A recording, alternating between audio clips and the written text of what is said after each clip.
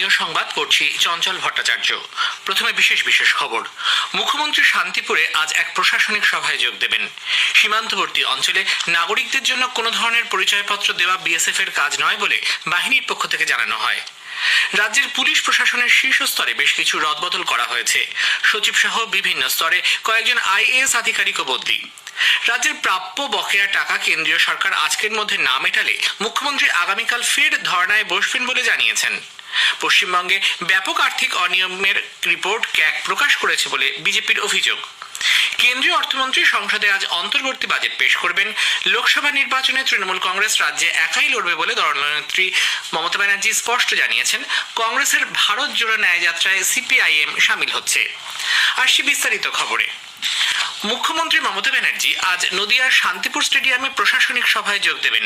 দুদিনের নদিয়া সফরে গতকাল বিকেলে তিনি কৃষ্ণনগরে পৌঁছেছেন। এর আগে তিনি কোচবিহার, জলপাইগুড়ি, দিনাজপুর, মালদা ও মুর্শিদাবাদে সভা করেন।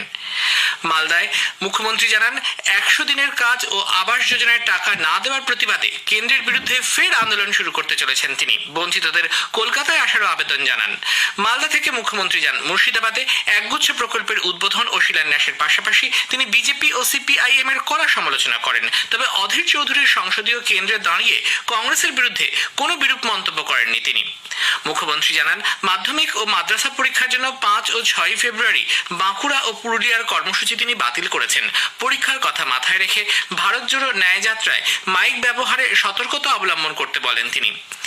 এখানেও মুখ্যমন্ত্রী সীমান্ত এলাকায় বিএসএফ এর পরিচয়পত্র ইস্যু করার অভিযোগ করে বলেন, এই পরিচয়পত্র জেলা শাসকদের দেওয়ার কথা।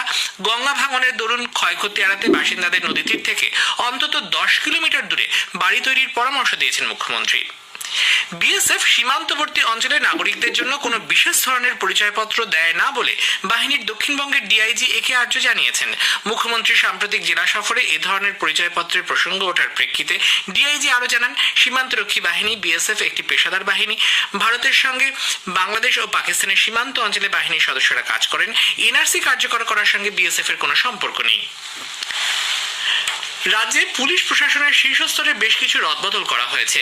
মনোজ ভার্মা হলেন নতুন এডিজি আইন শৃঙ্খলা। এই পদে থাকা জাভেদ শামীমকে পাঠানো হয়েছে গোয়েন্দা বিভাগে। উত্তর 24 পরগনার 3 পুলিশ জেলার সুপার পদে রদবদল করা হয়েছে। বারাসাতের পুলিশ সুপার ভাস্কর মুখোপাধ্যায়কে পাঠানো হয়েছে মালদা রেঞ্জের ডিআইজি পদে। তার জায়গায় এসেছেন প্রতীক্ষা ঝাড়খাড়িয়া। বসিরহাটের পুলিশ সুপার জবি টমাসকে সরিয়ে দায়িত্ব দেওয়া হয়েছে হোসেন মেহেদি রহমানকে। বনগাঁর নতুন পুলিশ সুপার হয়েছেন কলকাতা পুলিশের ডিসি সেন্ট্রাল দীনেশ কুমার। সব মিলিয়ে 45 জন আইপিএস অফিসারকে বদলি করা হয়েছে। অন্যদিকে সচিব সহ বেশ কিছু আইএএস আধিকারিকও বদলি হয়েছেন। কলকাতা পুরসভার নতুন কমিশনার হলেন দাভাল জৈন। এই পদে থাকা বিনোদ কুমারকে সংখ্যালঘু বিষয়ক ও মাদ্রাসা শিক্ষা দপ্তরের প্রধান সচিব করা হয়েছে। সংশোধনাগার প্রশাসন দপ্তরের অতিরিক্ত দায়িত্ব পালন করবেন তিনি। বীরভূমের জেলা শাসককে পাঠানো হয়েছে পূর্ব বর্ধমানে। সেখানকার জেলা শাসক এসেছেন বীরভূমে। উত্তর কলকাতা জেলা নির্বাচনী আধিকারিকের নতুন দায়িত্ব পেয়েছেন শুভাঞ্জন দাস। বিডিও, এসডিও সহ বিভিন্ন স্তরে 73 জন ডাব্লিউবিসিএস আধিকারিকও বদলি হয়েছেন। রাজ্যের প্রাপ্য বকেয়া টাকা কেন্দ্রীয় সরকারের তরফে আজকের মধ্যে না মেটালে তৃণমূল কংগ্রেস প্রধান মুখ্যমন্ত্রী মমতা ব্যানার্জি কলকাতায় ফের ধর্ণা অবস্থানে বসবেন বলে জানিয়েছেন। আগামীকাল বেলা 1টা থেকে রেড রোডের ধারে আম্বেদকরের মূর্তির পাদদেশে শুরু হবে এই অবস্থান। উল্লেখ্য, গত বছর ডিসেম্বরে এই ইস্যুতে প্রধানমন্ত্রীর সঙ্গে দেখা করেছিলেন মুখ্যমন্ত্রী। এরপর কেন্দ্র ও রাজ্যের আধিকারিকদের মধ্যে ব্যাপারে বৈঠকও হয়। এদিকে বকেয়া ডিএ মেটানোর দাবিতে আন্দোলন চালিয়ে যাওয়া সংগ্রামী যৌথ মঞ্চ মিলিত অবস্থানে বসতে চেয়ে মুখ্যমন্ত্রীকে চিঠি দিয়েছে। এর ফলে বকেয়া ডিএ, শূন্যপদ ও স্বচ্ছ স্থায়ী নিয়োগ, যোগ্য অস্থায়ী কর্মচারীদের স্থায়ীকরণ এবং কেন্দ্রের কাছ থেকে পশ্চিমবঙ্গের পাওনা বকেয়া টাকা নিয়ে দুপক্ষের অকপট আলোচনা সম্ভব হবে বলেও চিঠিতে উল্লেখ করেছে সংগ্রামী যৌথ মঞ্চ।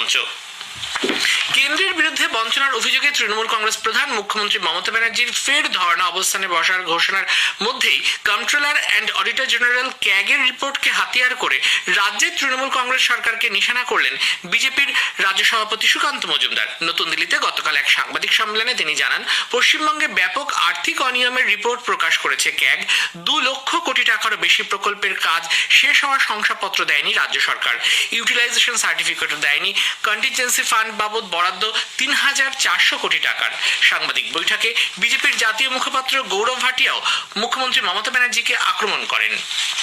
স্থানীয় সংবাদ শুনছেন আকাশবাণী কলকাতা কেন্দ্র থেকে। সংসদে আজ অন্তর্বর্তী বাজেট পেশ করবেন অর্থমন্ত্রী নির্মলা সীতারামন। আকাশবাণী এই বাজেট পেশ পর্ব সরাসরি সম্প্রচার করবে। সঙ্গে থাকবে বাজেট নিয়ে বিশেষ আলোচনা।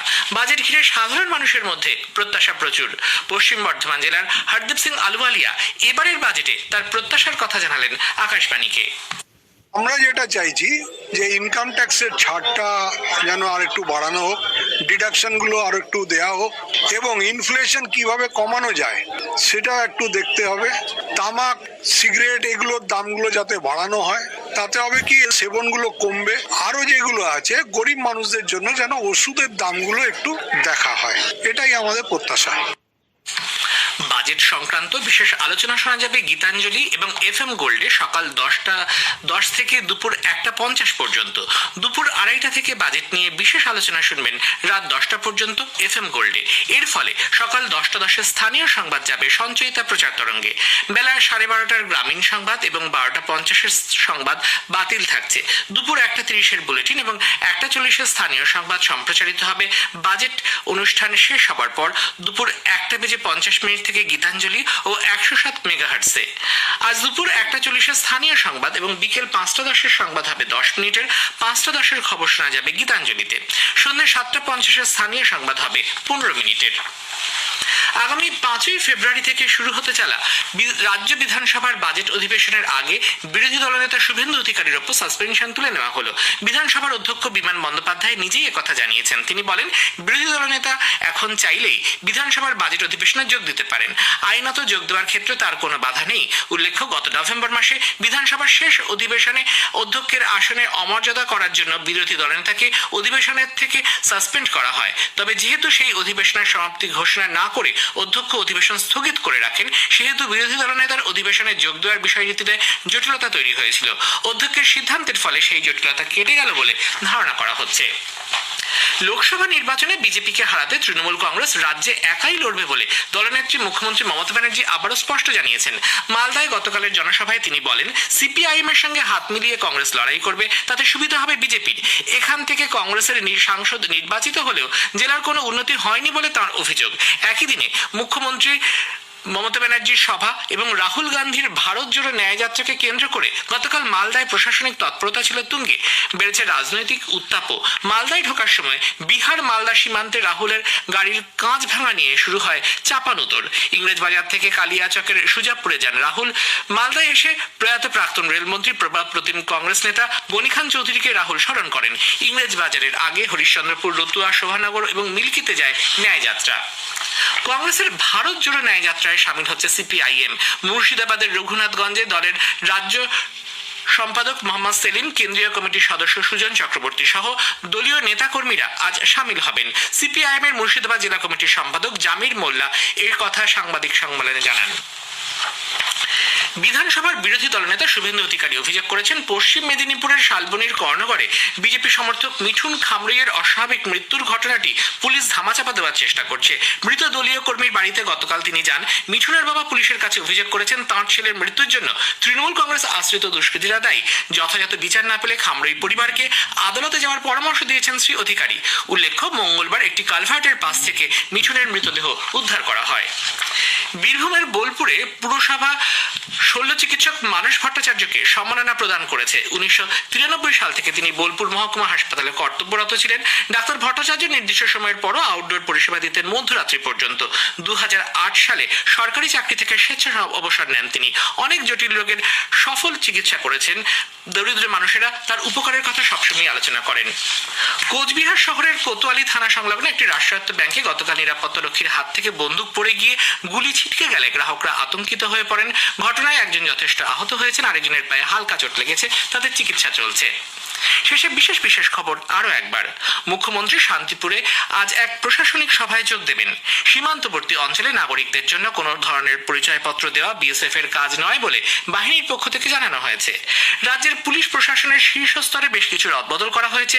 সচিব সহ বিভিন্ন স্তরে কয়েকজন আইএএস আধিকারিকও বদলি। স্থানীয় সংবাদ শেষ হলো।